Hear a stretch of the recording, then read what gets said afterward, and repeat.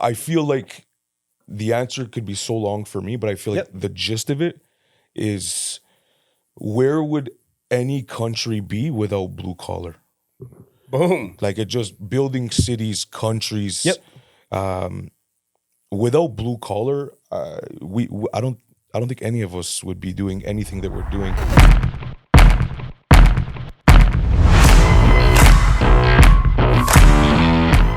Antonio Pereira, welcome to the show, buddy. Thank you. It's great to have you here in the Masons Conversations, man. It's a pleasure, man. I appreciate you guys asking me to come in. Yeah, no, and I thank you for driving all the way out here. Of course, no man. problem. So Aqua Stop Waterproofing and Construction, that is your business. You can find them on IG at aqua.stop. Phone number to reach them at 647-631-4144. And you can check out his website as well, www.aquastopwaterproof.com. Thank you. Dude, again, so great to have you here. I know you've been in business for roughly over 3 years now. Is that right? Yeah. Yeah, man. Just went to the 4th. Okay. About a week ago. Nice. Yeah. We've been following each other on Instagram. Yeah, I see what you're up to. I've been see following what you're you up guys to for a while. Yeah. I've been definitely keeping on track with what you guys do. Thank you. We appreciate that support too, man. Of course. So, I feel like it's important. Yep. Dude, social media brings so many people together. So many people. The amount of people that I've met in 4 years that I would have never met, that have become genuinely close friends of mine. Amazing. Incredible.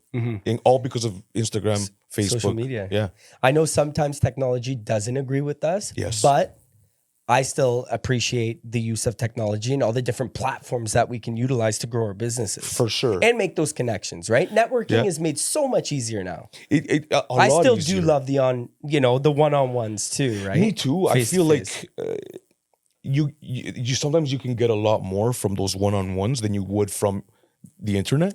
Yeah. Like, the internet has opened so many doors for people that would have never even been a door. Absolutely. To begin with. I agree. Yeah. I agree. It's been great. It's been great. Awesome. Yeah. Well, as you know, we start off the show with a pretty powerful question, and you know what that question is, and it is, what does blue collar mean to you, Antonio? I literally racked my brain for hours. I couldn't sleep at night. Last night, even today, and I feel like the answer could be so long for me, but I feel like the gist of it is, where would any country be without blue collar? Boom. Like, it just building cities, countries. Without blue collar, I don't think any of us would be doing anything that we're doing. Yeah. Schools that we go, that our kids go to, hospitals that we go to, the roads that we drive on every day. That's right. But then I think of so many other things. Like, I think of like the old school generation in my family when I think of blue collar, or of, walking with a purpose, taking pride in what you do. Yes. Early mornings, long days, hard work. I like that. I just think of respect Yeah. when I think of blue collar. Dude, it's definitely a community. Community, for sure. And I feel like we all have the same, the same thought process when it comes to what does blue collar mean. I agree. Even, to myself and Eddie, it's the sense of, that the allowing the true masculinity to come out of us. You know what I mean? Working with our hands, working out in the elements, working with, for us, it's working with our hands with stone and block and rocks and stuff like that. We're out in the grit, man, and the grind. Stuff, know what I mean? Tough stuff. And it builds tough people, man. I think it really does. I think it also grounds a lot of people. Mm-hmm.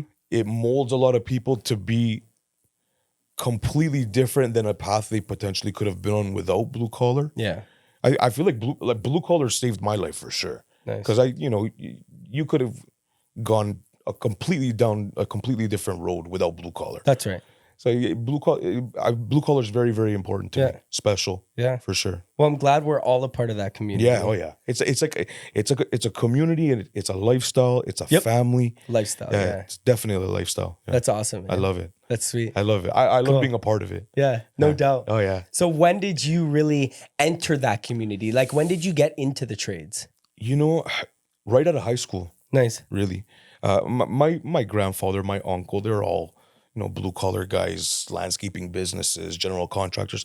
So I've been around construction since I was a little kid, but like really taking the trade seriously and having it as my source of income, like right out of 17, 18, Nice. right out of high school. I can relate, man. That's literally how it happened with me.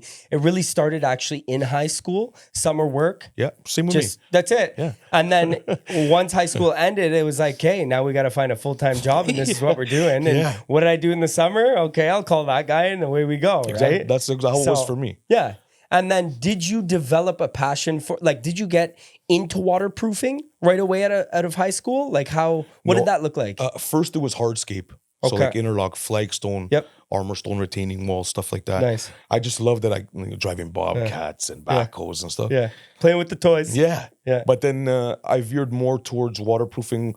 Once I found out that I was really good at it, I think I took it a lot more seriously. But it definitely, the doors opened with hardscape first. Nice. But then waterproofing now is my passion. Like, I live and breathe waterproofing. Yeah. Nice. That's what I was going to say. Some sort of passion had to come from it for you to turn it into a business. Yes. And really, stay really motivated and disciplined to build that business and grow that business, because I see what you're up to, man. And thank you. You're not running a little fly-by-day waterproofing company. No, like you're a legit business, doing legit work and doing proper work where I'm sure your clients are all happy. Yeah, I mean, I think the work definitely speaks for itself. I try my best to do the best job possible all the time. I'm very anal about particular things that maybe some other guys aren't, but I think that kind of separates me from those guys. But discipline for sure. I think in any business, if you're not disciplined, doesn't matter what you're doing, you're not going to get very far. Not honestly, anyways. Yeah, you know what I mean. Yeah, you better just stop if you don't have discipline. I think that would be the best thing to do. Absolutely. If you don't have that passion or that discipline, and you're not taking it seriously, and you're just in it for the money, it's probably best to stop, because it's just going to end really, really bad for you, I think, later on. Yeah. And discipline, self-discipline is definitely essential when running a business, owning a business, growing a business. Yeah.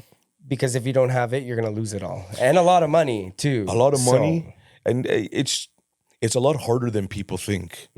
Like I hear guys all the time. This is a challenging, what's in between our ears, our brain is very challenging to work with and to understand. You know what I mean? That's why mindset is everything. Mindset is so important. And even with everything in life, mindset is so important. Yeah, not just business. But with running a business, if you don't have that mindset, you're going to lose your shirt. You're going to end up wasting a lot of time, because then you're going to want to go into something completely different. So I think mindset is so important. Yeah, and it's necessary, because you need a tough mindset to be able to deal with tough times. Yeah, oh yeah, definitely. Because if you don't have a good mindset to deal with those tough times and those obstacles and all those problems, then you're basically gonna hang up the towel. You know what I mean? You're gonna throw very in the towel. soon too. So you're just gonna give up. Yeah, you're gonna give up, and then what else can you do but give up at that point? Well, that's the thing. So it's either you have a strong mindset or you don't, and then you shouldn't be in business anyway. So I think this makes or breaks a lot of guys. Like really makes or breaks, opens guys' eyes to, okay, maybe I'm really not made for this, or no, I am made for this. Yeah, no, I think so. And that's why I always tell everybody to invest in yourself. Yes. Always invest in yourself. Yep. I never did that before, until I realized the only way to fix this is to invest in myself with knowledge, sticking around the right people, the right crowd. Oh yeah, it's huge. And then, finding mentors that you can stick close to, because like anything, it's always good to have coaches in life, right? Oh, for sure. Because look at any team, there's coaches that are involved, right? I think every team there's coaches. Absolutely. For sure. And we're running teams, right? So we need our own coach to understand how to run these teams, right? So it's a hard transition to go from like just being a foreman to then running crews and running your foreman and molding your foreman. It's a huge transition, but like I have so many people that I could call, that I do call with questions, even still today. Like I have mentors and coaches that I look up to right now. Yeah, it's important, man. I think it's very important. Yeah. Very, very. So, and another thing too is like, it's cool to have these mentors who have already gone through a lot of the bullshit that can help from you going through that bullshit, right? Oh yeah, they save you. Yep. All you have to do is make a phone call and ask a couple questions, and those people will save you from learning that lesson the worst way possible. We still learn hard lessons, but I learn hard lessons every day. It's good to have some guidance, right? Yeah, I don't mind learning the hard way all the time. I feel like that builds character. Of course, man. You know? My whole life is learning the hard way. You learn a lot faster learning the hard way than you do the easy way. Yeah. But I mean, sometimes it's nice to have the easy way. It's nice. Absolutely. Yeah, man. So what's your service radius like? You just like in Hamilton or? I try to go all over the GTA. For certain clientele, we do. I will travel out past like Hamilton, Burlington, Stony Creek area. But I think predominantly our work radius is Hamilton, Stony Creek, Dundas, Brantford, Flamborough. Okay. Burlington, a lot of work in Burlington lately. Nice. Over the last year or so. Nice. I think... we might cross paths soon then. You're doing got a big a lot job in Burlington on Palladium Way. Oh, wow. Oh, yeah. Yeah. Oh, yeah. Big retirement home. Really? Yeah. I'll definitely swing by. For sure, For sure.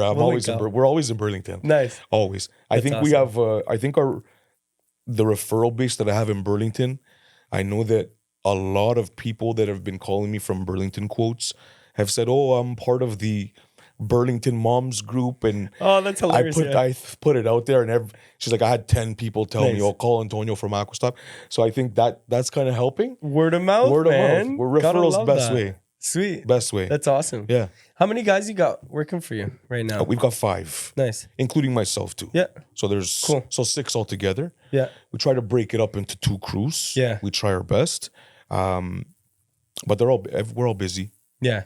No guys are staying home. You guys obviously aren't working on much new build stuff. You guys are working more so on like older homes, existing residences like that obviously have water problems with their foundation, cracks and stuff like that. Yeah, the only new build stuff that we do is like, we work with specific contractors who pour footings and foundations. So then they'll call me and say, can you come and damp proof it and wrap it? Okay. So I am getting into a bunch of new construction, which I kind of like. They're in and out. Yep.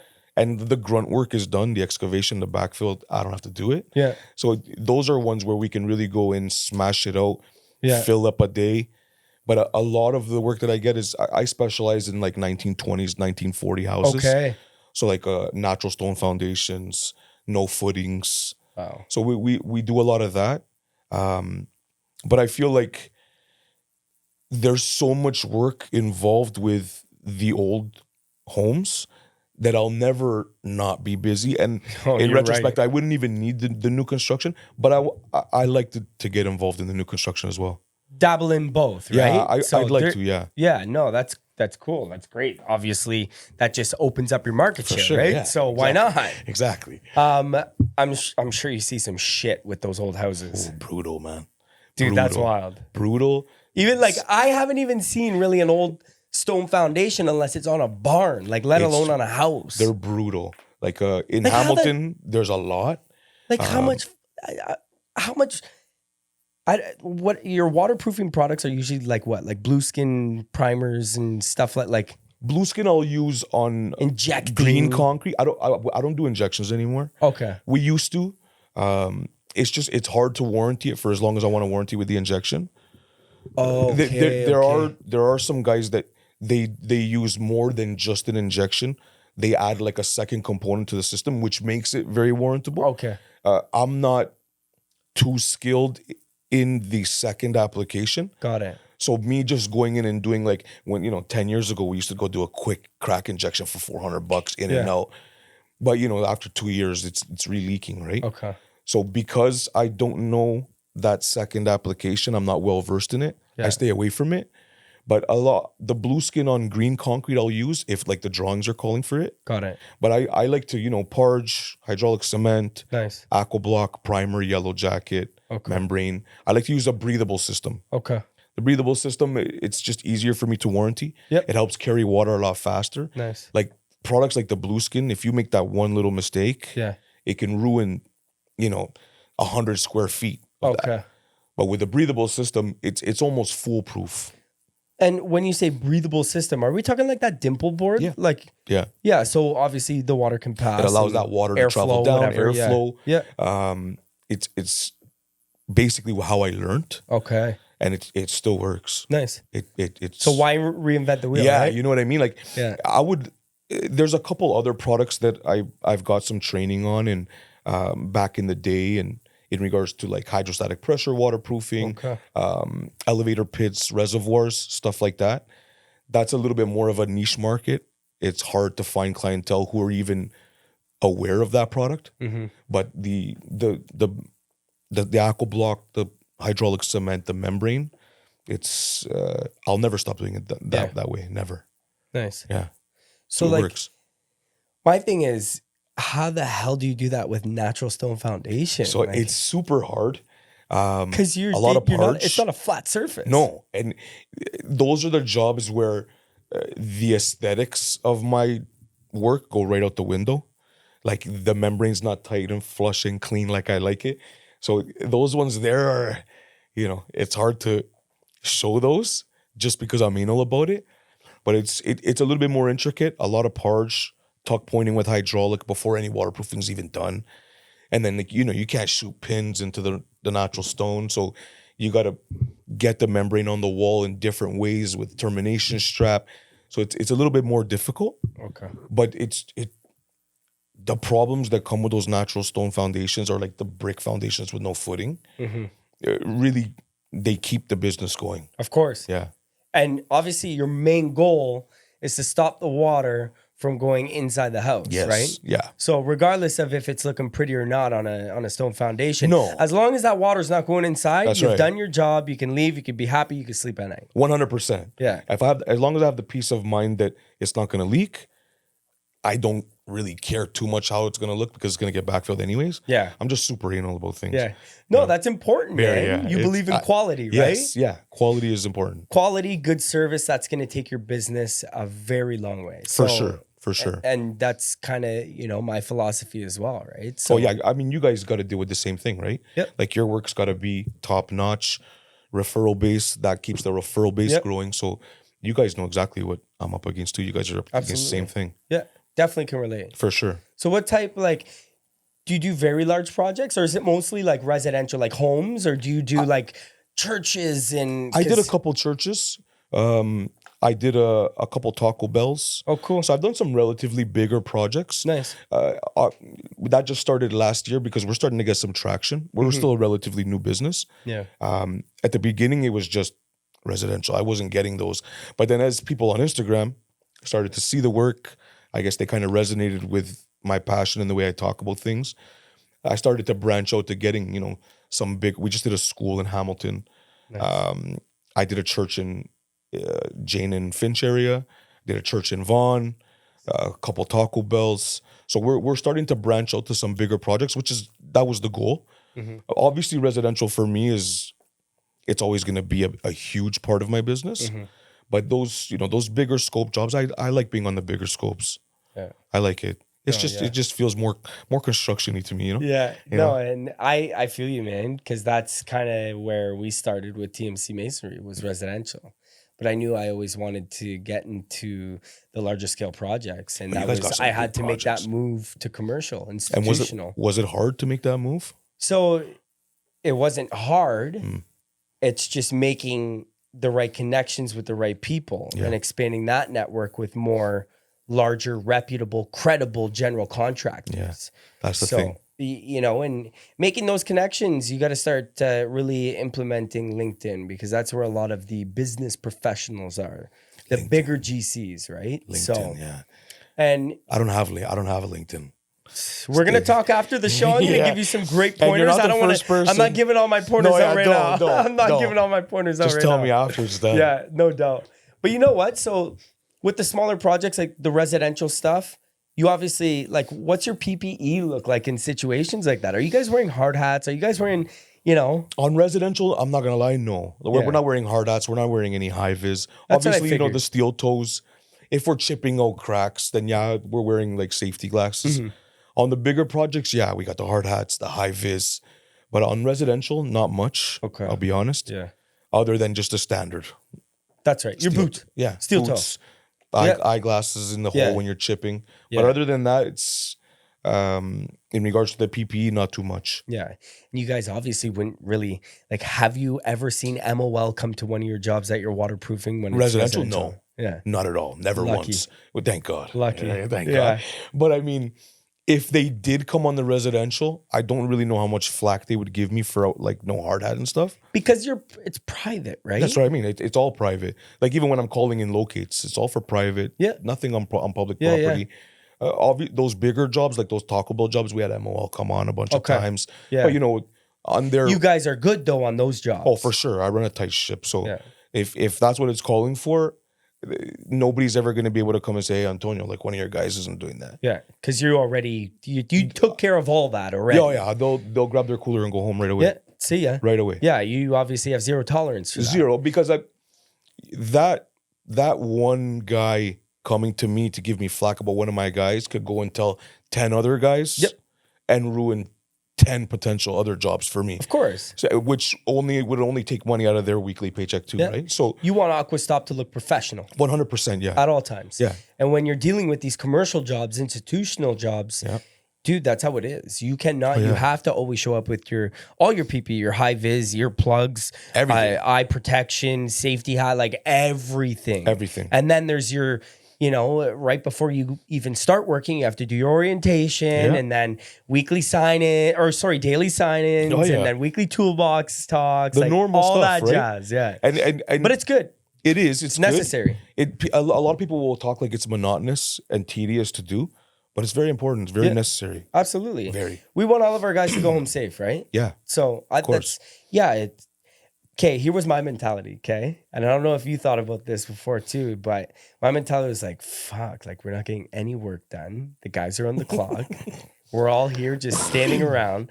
This guy's taking a sweet time with that orientation. Oh, yeah. But now I'm like, you know what? It's a part of the business. It's the name of the game, right? And it's the way our employees are gonna, keep a level head out there and understand, be aware of their surroundings, and everybody gets to go home safe to their families. That's the most important. So, like even on those residential jobs, like if we're in Oakville, sometimes we're touching 9-10 feet. Yeah.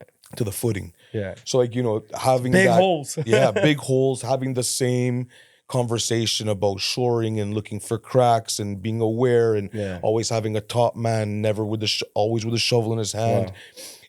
It's sometimes I see the guys and they're like rolling their eyes like we've had this conversation 300 times. Yeah. But it's that one day that you're not going to have that conversation, that it's not going to be ingrained in their brain that something bad's going to happen. Yeah. And that's my worry. No doubt. Yeah. Do you guys do all your excavation? Yeah.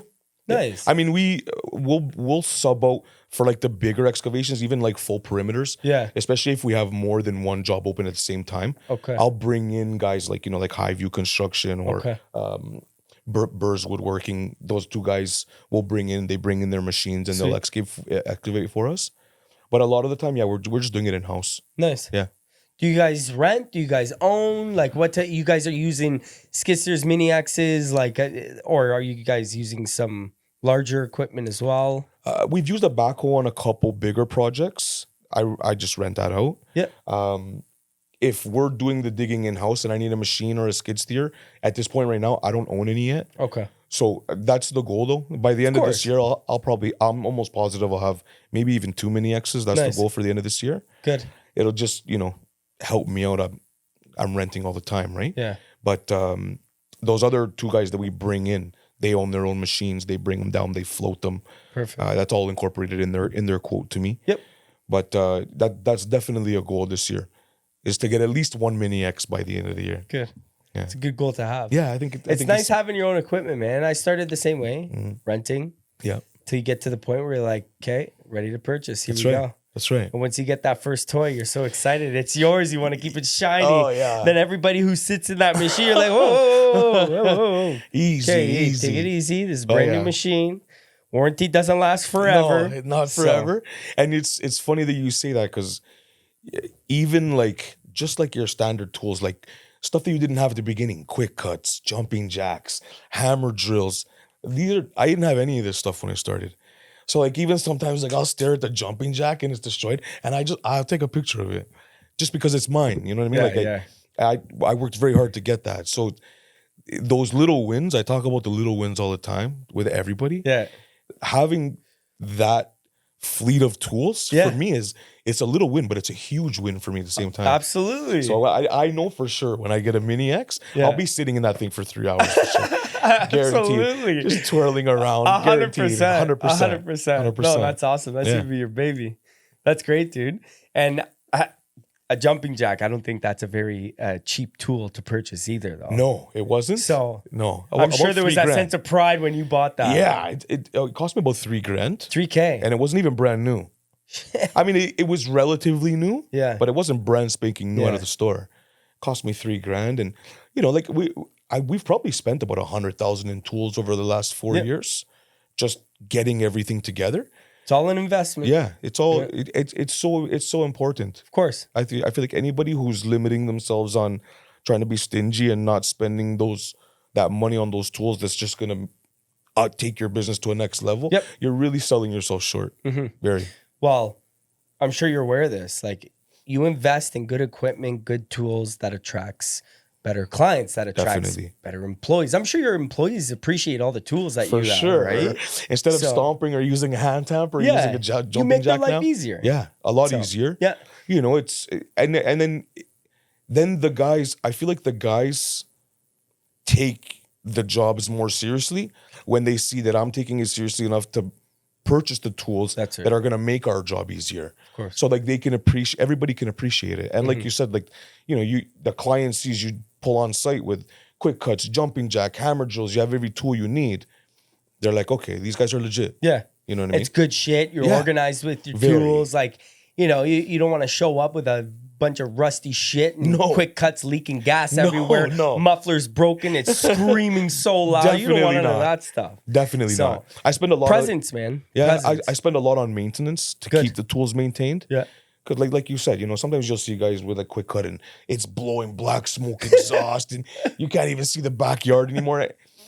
It just, people will get the wrong idea about you. Yeah, this guy's not taking care of his shit. Exactly. Yeah. And then if they're not going to take care of their tools, are they going to take care of my house? Absolutely. You know what I mean? Absolutely. It's important. It's a good way to put it. Definitely. Do you have one small engine mechanic that you use for like your most of your tools, like quick cut stuff like that, your jumping jack, anything motorized? Like I'm sure you have Packers, I'm assuming then. And, Packers, jumping jack. All of my tools I'll bring to, there's a guy on Barton Street in Hamilton. Okay. He's changed the name like 10 times, so I can't even remember the name, but it's a very small mom and pop shop. Cool. And they must be around for a while. And you bring them in and you give them your $100 deposit. Yeah. They'll open up the machine, look at it, then they'll call me and say, okay, Antonio, this is what's wrong. You want to go with it? You want to get something new? But yeah, I got that one trusted guy. Are they a dealer of like Stihl or Husqvarna or anything? I don't know. Are they just small engine I think they're just small engine repair. Okay. I don't see any like Husqvarna or Stihl signs out there, but I know that they work on all those machines. Okay. Packers, they work on all of it. They obviously know their shit. Oh yeah, so. the and owner's if you've been the old going guy. to them for that long, about 4 years now. Yeah. So they're doing a good job. They're solid. They're solid. And I like once like the first time they weren't very, weren't very welcoming. Okay. They're just like very like hardcore Portuguese guys. Oh, nice. You know what I mean? Nice. So, but then after they see that you bring your tools every year, now it's like, hey, you want an espresso? And they take care of you. So because you're a loyal customer to them. Yeah, exactly. That's awesome, man. Scratch my back, I scratch yours. 100%. It's all about building relationships in the industry. Yeah. Because and I'm sure you have great relationships with the people who dig, with the companies who dig your larger jobs, do your excavation, because you're going to need them on another project, right? Oh, for sure. And I feel like if you're not out there and building great relationships, what are you doing? Yeah. Because business is all about people. It's all about people. People talk like, like retail is where the people is. No, come try to do our job. No doubt. And let me know if our job isn't based on people and meeting people and having those connections with people. That's even like a homeowner. Yeah. They have to be able to resonate with you. Of course. To even trust you to bring you in. That's right. You know? That's right. And then that's where it leads to the referrals. Of course, yeah. And that's obviously a big part of your business, no? I don't do any marketing at all. No marketing at all? None. Zero. I haven't spent $1 on marketing. Like, I've done a couple Facebook ads when I first started. But right now, to this day, I spend $0 a month on marketing. Other than my Instagram. But I do all that myself. Yeah. The reels, the videos, all that. I just do it myself. Yeah. Why not, man? I was doing it too. Yeah. I was doing all that stuff myself because I knew I had to be relevant on social media. For sure. And I knew eventually I really wanted to take my business to the next level. And I just wanted to have more eyeballs all over my business and what I was up to, right? So kudos to you for having the time to be able to do all that stuff too. I'm sure you spend a lot of time after work, you know, doing the estimates, doing the quotes, doing the reels, doing the posts. Like every night, 4 or 5 hours every night. My kids go to bed and never stop. Never stop. Never stop. But I'm getting to a point now where I want to take my business to the next level. Good. So I feel like I need to veer away from that and bring in somebody who's knowledgeable and does that and really specializes in that to help me take it to the next level. Because I don't want to do it anymore. You know, like I'd like to be able to utilize my time for something else now. 100%. That's going to help my business as well. Yeah. Bring in a professional to help me with that. And then I can focus on something else. Of course. Yeah. And if you do plan on growing your business, you're going to have to invest some dollars into marketing. 100%. Right? And I'm willing to, for sure. Just like anything else. That's right. I just needed to make sure that I was at a point where it would make sense for me to invest that money into that as opposed to something else to grow the business. It always has to make sense. Of course, you know, obviously, you know your numbers better than anybody. So if it doesn't make sense, and you obviously are still working, and all of your men are still working, that's what's important, right? Nobody laid off. No. How do you do your hiring? Like, how'd you find your guys? It's been very, very hard. Very, very hard. Yeah. A bunch of those young guys, I got like my young cousin that works for me. Nice. The young buck there, and he brought a couple friends, and that's really what saved us. Yeah. And like, you know, it's hard to find 19 and 20-year-old kids, young men that want to do this stuff anymore. Yeah. Very hard to find. Yeah. But like I probably had 20 people in the last 3 years come in and out. Some guys, you know, work 3-4 days. They don't want to do it anymore. One guy said, I'm just going to go grab a Red Bull at the gas station. He never came back. See ya. I still have a check for 4 hours on my desk. You're like, hey, okay. Yeah. But it's hard. Yeah. Very hard. Oh, I know. And I can relate to that too. And just like you said, you went through 20, you have 5. Yeah. Yeah, exactly. It's the law of averages, man. Yeah. You're going to go through a shit ton more. I'll tell you that much right now. It. Like I went through 100 to get 30. See, you know what I mean? So like if I open up my QuickBooks and go to my terminated list, that's a big list.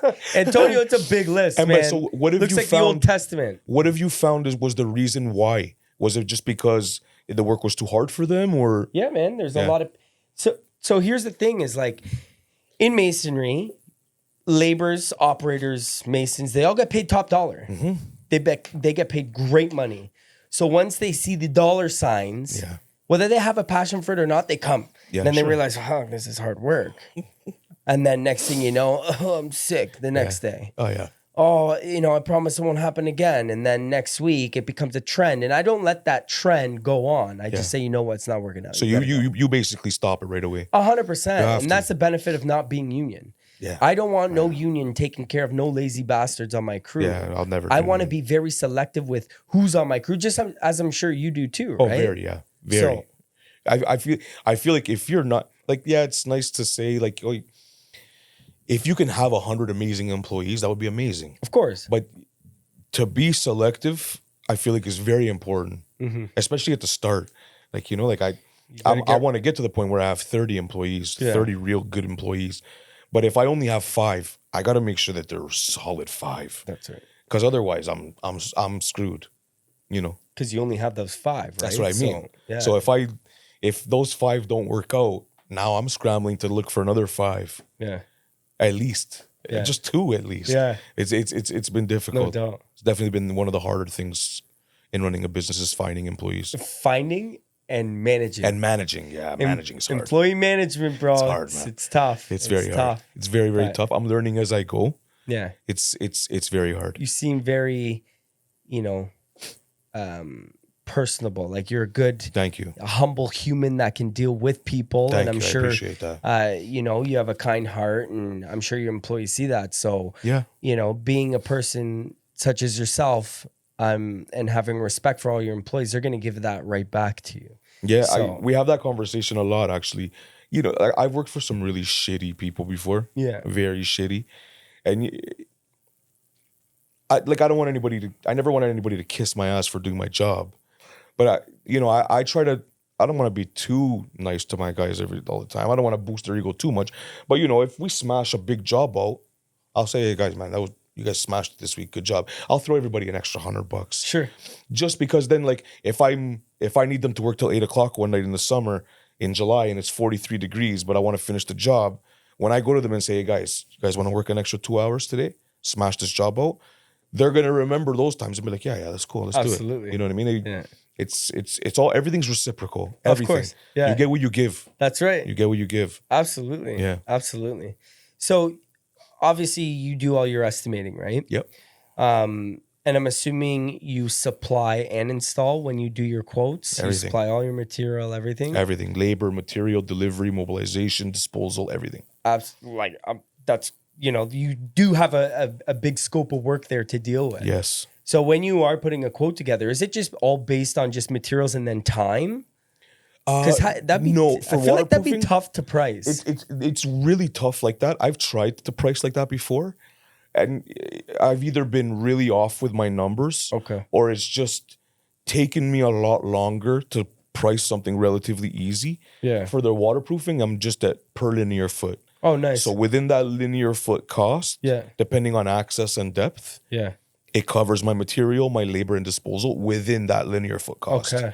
So that's made it relatively easy for me. Mm-hmm. And I had a mentor who taught me I didn't know how to price these jobs. Yeah. I was running crews, feel but I you, never dude. priced Yeah. a job. Yeah. So, I'm like, make that call. And he's like, okay, do you have an hour? Yeah. Yeah. Okay, get a paper and a pen. And I'm writing everything down. And if it wasn't for that conversation, I don't think I would be where I am right now. Nice. Because pricing jobs are important. That's the money. You either lose your shirt or you get a shirt. That's the money right there. That's So the money. It was very scary at the beginning. Oh, of course. I Very can imagine. And not only can I imagine, I can relate. So I didn't know how to price a job either, man. But when you have the right people who are there to support you and you can make those phone calls. Yes. Those are the mentors we were talking about before, man. I could only hope that those could are the be coaches, that for somebody one day. Of course. You know what I mean? Of course. I Absolutely. hope. That's my goal. And and with our podcast, I want to be able to bring value to people like that as well. And I want people to see, like, Tyler obviously has a large scale masonry company. How the hell do you do it? Yep. Definitely call me. I would love to share how I did it. I would love to give pointers and tips, right? Like, I feel like that's such a like, especially with life can be really shitty for people nowadays, especially in today's day and age. Yeah. So I feel like it'd be very, almost kind of selfishly gratifying for me to be able to have somebody call me and for me to give them a pointer or some sort of information that's going to benefit their life or their kid's life. Yeah. If that's not important to you, I feel like you're really lacking with substance as a person. You know what I mean? Really. To be able to help somebody in that way and watch, them grow and whatever benefits them in their life, but that really would impact your heart, right? For sure, yeah. That's important, man, to have kind people in this world. Yeah, there's not many left. No, there isn't. So I respect you for that, Antonio. I appreciate that. Yeah, but you guys seem like I resonate and gravitate towards people that are very similar to me. We're definitely on the same frequency. You guys I think we're all relatively on the same page here. Absolutely. Just with life and morals and values, which is very important. Yeah, You said you had kids too, right? Yeah. Yeah. Got a 13-year-old and a 3-year-old. Oh, nice. 2 boys. Nice. 2 boys. I'm trying to mold. We all got kids in here. Both you guys got One kids of mine's too. right there watching us right now. I see him. Yeah. And then I have 2 more. All boys? No, 2 boys, 1 girl. Wow. So got to develop that labor force, right? Definitely. I tell my oldest every day, I say, Antonio, you start grade 9 next year. Yeah. I'm letting you know from now, July and August, you're coming to work every day after grade. That's what I did in grade 9. Yeah. As soon as summer came, right to work. Teach them hard work, man. Of course. Oh yeah, we have them on site all the time. Awesome. All the time. On a Saturday, I bring them out too. Running barrels and shoveling gravel. That's it. I pay them, but you got to earn that money. never want to be too soft with them, man. No. You never want to be too soft with them. No. If you can get them out there working with their hands and, get them to really understand what you're up to too, right? Because at the end of the day, you're an inspiration. Your kids are looking up to you, For right? sure. You're inspiring your kids, right? So, and that's the way I look at it as well. Is I want to set a good example. I want them to understand, like, even if they don't choose the trades, but I do want them to understand that there is a lot of success to come from the trades. It's very rewarding. There is something to be made here. Oh, and just like you said, like if any of my children come to me and say, you know what, Dad, I don't want to take over your business. I don't want to do construction. I want to do this. That's cool, but I want them to at least know what's involved in the trades, what helped me mold me into the man that I am, the father that you saw growing up. That's right. I feel like that's very important. 100%. Very, very important. Like I wanted to be like my grandfather. Yeah. You know what I mean? And I would love for any of my sons to want to be like me. Of course. And so I feel like that's special. And you named him Antonio, man. Sure, of course. Son. That's awesome, I had dude. to. That's awesome. So, Antonio, we like to close off the episode here with a few questions. Yep. It's just something that we're doing throughout all the episodes, and I know you've obviously been tuning in. Yeah, oh yeah. Proud supporter right here, and definitely. I respect that. Thank you, man. So we're going to start off with the first question. What's the most bizarre thing that you have ever come across or seen on any one of your job sites? On a construction site? Yeah. Ooh, we've run into a bunch of things. Give me one. Not since I've run my business, but I was working for a waterproofing company, and we were digging in Tottenham. And about 4 feet down, we found like a makeshift homemade pine coffin. What? A coffin. Dude. An actual. Did you have to like stop work at that point? We shut the whole job down. I called my boss and I said, there's a box here. It's about 7 feet long. It's nailed down. Dude. There's not a great smell coming out of it. Oh, I got him too. That's crazy. It definitely smelled like what was in there. Yeah. And we shut the job down right away. But that's probably the craziest thing that I've seen on a site. Dude, out of every guest that has been on here, that is the most wildest I've heard so far. That's at the top of the list. And I don't even think, I never went back to that job. I don't even know if my boss ever, as far as I know, I don't even think we went back to that job. That's wild, man. Yeah. That's wild. Yeah. That is bizarre. Like 4 feet down. Dude, that's crazy. Brutal. 4 feet down. Didn't even go the full 8. No, bro. That's hilarious. Brutal. So if you could work alongside any historical figure, dead or alive, who would it be? And what would you say to them? Or what would you ask them, Antonio? Oh, man. I know. There's a lot of good historical figures out there. Like a construction historical figure? It doesn't even have to be construction. It could be anyone. You could be fucking LeBron James for all I think if I could choose anybody, I would love to play with Doug Gilmour. Doug Gilmour. Yeah, for the Maple Leafs. Okay. Doug Gilmour, number 93 back in the day. Okay. He played with Clark and... Okay. So he's got some great stories to share. Yeah, I think that would if I could, and he's alive. Okay. Doug Gilmour's alive. How old would he be? Now he's probably about 60 now. Oh, okay. He played for the Maple Leafs. Nice. Cool. Back in the day. And he wore number 93 and he used to tuck his jersey in on the side. And, Big Leafs fan, I take it? Yeah, huge. Yeah? He was my grandfather's favorite player too. Cool. So, but I think I would ask him, how did it feel to take a puck to the teeth and lose your front teeth? No way. Dude, that's right. They didn't have nothing. The guards. He's got no front teeth. That's wild. None. And as far as I know from growing up, I think he took a puck to the mouth. That's crazy. And I just played hockey. Imagine that. Oh, I can't even imagine. Can't even imagine. Dude, that's nuts. Honestly, that's nuts. So what's a habit or routine you've adopted recently that made a positive difference in your day-to-day life? I broke my femur about 3 years ago. Oh, dude. And that's rough. Yeah, it kind of ruined like my health journey that I've been on for the last 20 years. So just recently, I've been starting to feel a lot better. I've been doing about 200 burpees a day. Okay. Outside in my backyard in the cold. Nice. Boy. What's that? Boy. Yeah, that's how you do it. Mind over matter, especially getting out in the cold. And I mean, I'll do it in my basement if I needed to, but like just out in my backyard in the cold. The cold's good for you. Yeah.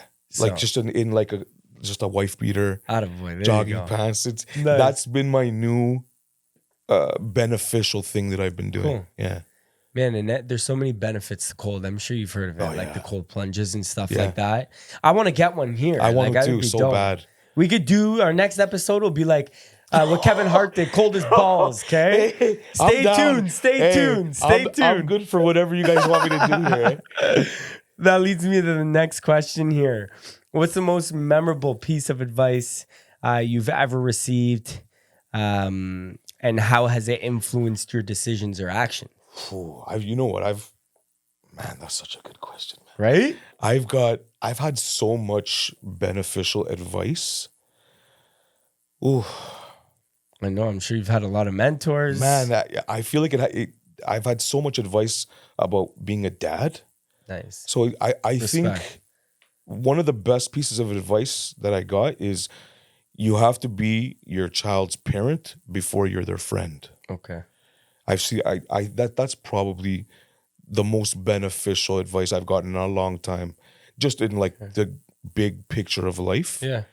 Because, I feel like if you're your kid's friend before you're their parent, I feel like that transitions on them at some point in their life, not taking you seriously as their parent and almost kind of looking at you as if that respect isn't there anymore. Yeah. So I feel like that is huge for me. It's powerful, man. Very powerful. No, that's awesome, dude. Awesome. I respect that. Thank you. If you could teleport anywhere on this earth, where would you go and what would you do? I know it's a big planet we live on here. That's a good question too. Oh, you know what? If I could teleport anywhere, I would love to go to Antarctica where they won't let us go. Okay. That's dope. I want to see what's behind that wall, man. Yeah, what the hell's going on over there? Why can't we go there? Yeah, why can't we? Yeah. You can't fly there. You can't do anything there. Why can't we? Something's going on. Something's definitely going on. It's a mystery. I'll come with you. We'll figure it out. Hey, let's do it. Reflecting on the past year, what's one thing that you're proud of accomplishing? The past year? Yeah, past year into 2023. I know we just kind of jumped into 2024 here, but I think, man, that's another good question. So one of the good things that I've learned in the past year, just a proud accomplishment.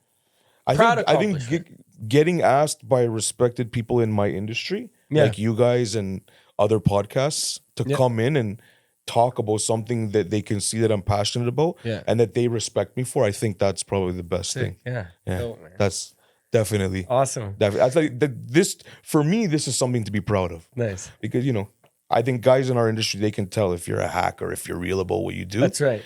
And I don't think anybody in your position doing something like this would ask somebody to come in that you didn't respect for seeing what they do. Of course. Yeah, definitely. No, absolutely, man. That's a good question. And this leads me to my last question. So our mission with this podcast is to inspire the next generation to explore the world of trades. Mm-hmm. What advice can you share with them to help them recognize the rewarding potential awaiting in this field? Nothing good in life comes easy. Yep. And if you're going to get into this industry, it's probably going to be brutal at the beginning. But if you stick with it, the respect that you get and being part of this respected community later on down the road will supersede any bad day you had on site when you first come up, for sure. Nice. Yeah. I'm sure that'll hit a lot of people at home. I hope it does. Especially the younger demographic, man. We gotta rebuild this community because a lot of people are dropping like flies. There's a lot of individuals retiring, and it's the trades aren't very highly promoted. And obviously, we live in a world where e-commerce is huge, and there is a lot of money to be made on the online side of things as well. Sure. Yeah. But we got to understand that just like we mentioned at the beginning of this show, about how blue collar really brings out that true masculinity in men and individuals. And it's a tight-knit community that is still rewarding. It's physically challenging. It's mentally challenging. It really, really, really, really goes to mold and build this miraculous powerhouse of a person. 100%. So, no, that's dope, man. I couldn't agree with that more. Yeah. Well, Antonio, it's been a slice, bro. Thank you so much for being on the show. Appreciate it, brother. Definitely going to have you back here again. Anytime, man. I'm down anytime. That was a great show, dude. Thank you so much. Yeah,